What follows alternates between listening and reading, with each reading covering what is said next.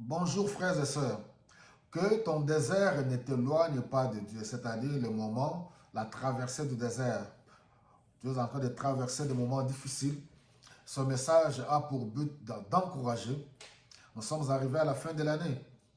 Il y en a ceux qui, par la grâce de Dieu, expérimentent des bons moments. Il y a d'autres qui traversent des moments difficiles.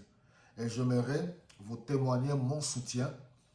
Tous ceux qui sont malades, tous ceux qui se sentent déprimés, découragés pour une raison ou une autre, et même ceux qui sont endeuillés, j'aimerais vraiment vous encourager et demander à ce que l'Esprit de Dieu touche, vous fortifie. Et c'est pour cela, le but de ce message, c'est pour vous dire que non, dans votre désert, Dieu est proche de vous.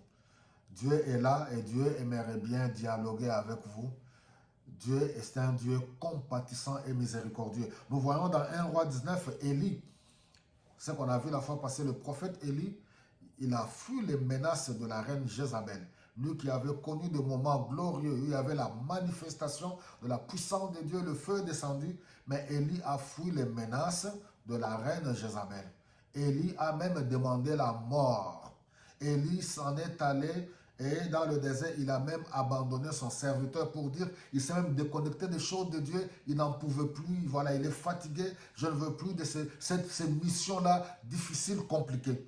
Alors, on va lire dans 1 roi 19, regardez le verset 9. On nous dit, arrivé à Horeb, Élie entra dans une caverne où il passa la nuit. Alors, le Seigneur lui adressa la parole. Pourquoi es-tu ici, Élie?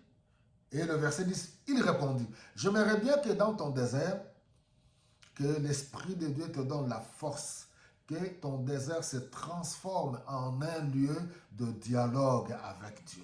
Ne te renferme pas. Que tes problèmes ne t'amènent pas dans la révolte. Ne t'éloigne pas de Dieu. N'abandonne pas la foi, même si c'est dur. Et lui répondit, Seigneur Dieu de l'univers,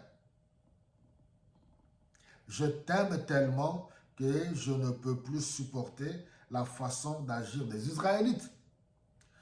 En effet, ils ont rompu ton alliance. Ils ont démoli tes autels. Ils ont tué tes prophètes. Je suis resté moi seul et ils cherchent à m'ôter la vie. Et voilà, y a-t-il encore des hommes de Dieu, les enfants de Dieu qui ont le fardeau pour l'œuvre? Seigneur, regarde les âmes qui sont en train de se perdre. Regarde, Seigneur, comment se comportent de soi-disant serviteurs de Dieu. Seigneur, où es-tu? Des fois, on est dégoûté, je suis dégoûté de voir comment, oui, les chrétiens se comportent, comment les hommes de Dieu abusent. Mais voilà, Élie, il dit tout ça devant le Seigneur.